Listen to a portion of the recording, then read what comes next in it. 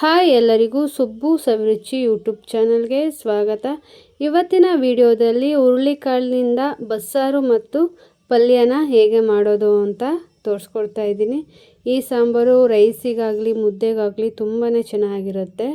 ಫಸ್ಟಿಗೆ ಈ ಸಾಂಬಾರು ಮಾಡೋದಕ್ಕೆ ಏನೇನು ಬೇಕು ಅಂತ ನೋಡೋದಾದರೆ, ಹುರುಳಿಕಾಳು, ಸೊಪ್ಪು, ಕೀರೆ ಸೊಪ್ಪು ಇದು ಮನೆಯಲ್ಲೇ ಬೆಳೆದಿರೋದು, ಜೀರಿಗೆ, ಮೆಣಸು, ಬೆಳ್ಳುಳ್ಳಿ, ಈರುಳ್ಳಿ, ಕೊತ್ತಂಬರಿ ಸೊಪ್ಪು, ಟೊಮ್ಯಾಟೊ, ಬ್ಯಾಡಗಿ ಮೆಣಸಿನ್ಕಾಯಿ, ಖಾರದ ಮೆಣಸಿನ್ಕಾಯಿ ಮತ್ತು ಹುಣಸೆಹಣ್ಣು.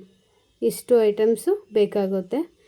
ಮೊದಲು ಹುರುಳಿಕಾಳು ಮತ್ತು ಸೊಪ್ಪನ್ನ ಬೇಯಿಸ್ಕೋಬೇಕು. ಅದಕ್ಕೋಸ್ಕರ ಕುಕ್ಕರಿಗೆ ತೊಳೆದಿರೋ ಅಂಥ ಹುರುಳಿಕಾಳು ಹಾಕೋತಾ ಇದ್ದೀನಿ. ಹಾಗೂ ಕೀರೆ ಸೊಪ್ಪು ಚೆನ್ನಾಗಿ ತೊಳೆದು ಸಣ್ಣದಾಗಿ ಕಟ್ ಮಾಡಿಟ್ಕೊಂಡಿರೋವಂಥ ಕೀರೆ ಸೊಪ್ಪು, ಇದ್ರ ಜೊತೆಗೆ ಒಂದೆರಡು ಟೊಮೆಟೊ ಹಾಗೂ 1 ಸ್ಪೂನಷ್ಟು ಉಪ್ಪು, ಇಷ್ಟನ್ನು ಹಾಕಿ 3 ಗ್ಲಾಸಷ್ಟು ನೀರು ಹಾಕಿ ಇದನ್ನು ಬೇಯೋದಕ್ಕೆ ಬಿಡಬೇಕು. ಇದು ಬೇಯೋ ಅಂಥ ಟೈಮಲ್ಲಿ ನಾವು ಈ ಸಾಂಬಾರಿಗೆ ಈರುಳ್ಳಿ ಬೆಳ್ಳುಳ್ಳಿನ ಹುರ್ಕೋಬೇಕಾಗುತ್ತೆ. ಅದಕ್ಕೋಸ್ಕರ ಒಲೆ ಮೇಲೆ ಬಾಣಲಿ ಇಟ್ಟು 1-2 ಸ್ಪೂನಷ್ಟು ಎಣ್ಣೆ ಹಾಕಿ, ಎಣ್ಣೆ ಕಾದ ಮೇಲೆ ಒಂದು ಸಣ್ಣದಾಗಿರೋಂಥ ಈರುಳ್ಳಿ, ಕಟ್ ಮಾಡಿ ಇಟ್ಕೊಂಡಿರೋಂಥ ಈರುಳ್ಳಿ, 1 ಬೆಳ್ಳುಳ್ಳಿ, 1 ಸ್ಪೂನಷ್ಟು ಜೀರಿಗೆ, ಒಂದು ಅರ್ಧ ಸ್ಪೂನ್ ಮೆಣಸು, 4 ಖಾರದ ಮೆಣಸಿನ್ಕಾಯಿ, ಒಂದು 6-7 ಬ್ಯಾಡಗಿ ಮೆಣಸಿನ್ಕಾಯಿ, ಇಷ್ಟನ್ನು ಹಾಕಿ ಫಸ್ಟು 1-2 ನಿಮಿಷ ಫ್ರೈ ಮಾಡ್ಕೋಬೇಕು. ಅದಾದಮೇಲೆ ಸ್ವಲ್ಪ ಹುಣಸೆಹಣ್ಣು ಹಾಕೋಬೇಕು. ಆಲ್ರೆಡಿ ಟೊಮೆಟೊ ಹಾಕಿದೆ ಬೇಯೋದಕ್ಕೆ, ಹುಣಸೆಹಣ್ಣು ಕೂಡ ಸ್ವಲ್ಪ ಹಾಕ್ಕೊಂಡ್ರೆ ಚೆನ್ನಾಗಿರುತ್ತೆ. ಅದಕ್ಕೋಸ್ಕರ ಹುಣಸೆಹಣ್ಣು ಹಾಕಿ ಇನ್ನೊಂದು 2 ನಿಮಿಷ ಎಣ್ಣೆಲೇ ಚೆನ್ನಾಗಿ ಫ್ರೈ ಮಾಡ್ಕೋಬೇಕು. ಇದನ್ನು ಚೆನ್ನಾಗಿ ಫ್ರೈ ಮಾಡ್ಕೊಳ್ಳೋ ಅಷ್ಟೊತ್ತಿಗೆ ಕುಕ್ಕರ್ ವಿಷಲ್ ಕೂಡ ಆಗಿರುತ್ತೆ. ಒಂದು 3-4 ವಿಷಲ್ ಕೂಗಿಸ್ಕೋಬೇಕು. ಇದು ಹುರುಳಿಕಾಳಾಗಿರೋದ್ರಿಂದ ಸ್ವಲ್ಪ ಗಟ್ಟಿನೇ ಇರುತ್ತೆ. ಅದಕ್ಕೋಸ್ಕರ ಒಂದು 4 ವಿಷಲ್ ಕೂಗಿಸ್ಕೊಂಡ್ರೆ ಹುರುಳಿಕಾಳು ಕೂಡ ಚೆನ್ನಾಗಿ ಬೆಂದಿರುತ್ತೆ.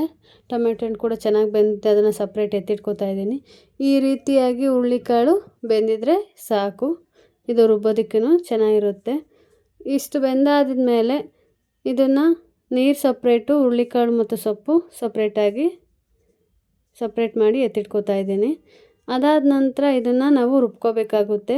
ಫಸ್ಟಿಗೆ ಏನು ಈರುಳ್ಳಿ ಮೆಣಸಿನ್ಕಾಯಿ ಎಲ್ಲ ನಾವು ಎಣ್ಣೆಲಿ ಹುರ್ಕೊಂಡಿದ್ದೋ ಅದನ್ನು ಹಾಕಿ ಬೇಯಿಸ್ಕೊಂಡಿರೋ ಅಂಥ 2 ಟೊಮೆಟೊ, 1-2 ಸೌಟಷ್ಟು ಹುರುಳಿಕಾಳು ಹಾಗೂ ಒಂದು ಸ್ವಲ್ಪ ಕೊತ್ತಂಬರಿ ಸೊಪ್ಪು, ಇಷ್ಟನ್ನು ಹಾಕಿ 1 ಗ್ಲಾಸ್ ನೀರು ಹಾಕಿ ಇದನ್ನು ಸಣ್ಣದಾಗಿ ರುಬ್ಕೋಬೇಕು. ಸಣ್ಣದಾಗಿ ಈ ರೀತಿಯಾಗಿ ರುಬ್ಕೊಂಡ್ರೆ ಸಾಕಾಗುತ್ತೆ. ಕಾಳನ್ನ ರುಬ್ಬಿಟ್ಕೊಂಡಾದಮೇಲೆ ಒಗ್ಗರಣೆಗೆ ಹಾಕ್ಕೋಬೇಕು.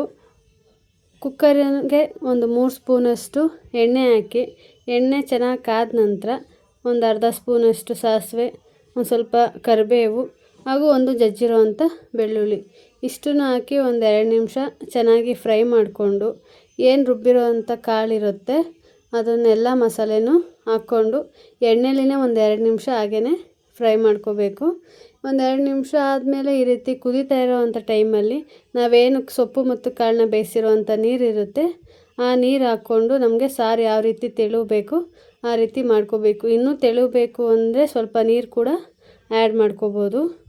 ಅದಾದಮೇಲೆ ಉಪ್ಪು ಕರೆಕ್ಟಾಗಿದೆಯಾ ಅಂತ ಚೆಕ್ ಮಾಡಿ, ಏನಾದ್ರು ಬೇಕಂದರೆ ಸ್ವಲ್ಪ ಉಪ್ಪು ಹಾಕ್ಕೊಂಡ್ರೆ ಈ sambar ರೆಡಿಯಾಗುತ್ತೆ.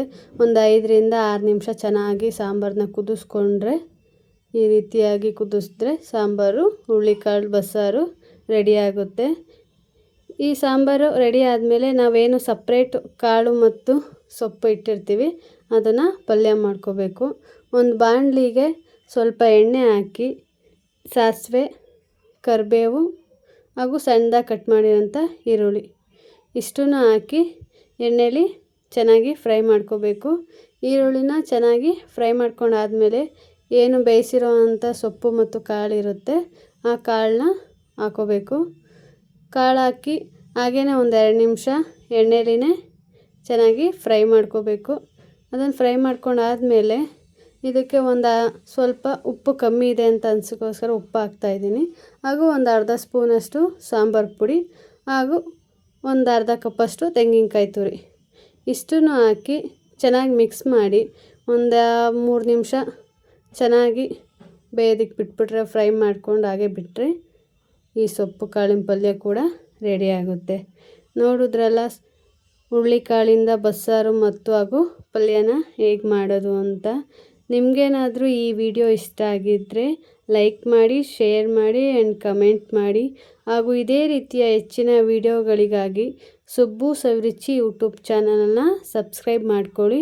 And thank you for watching.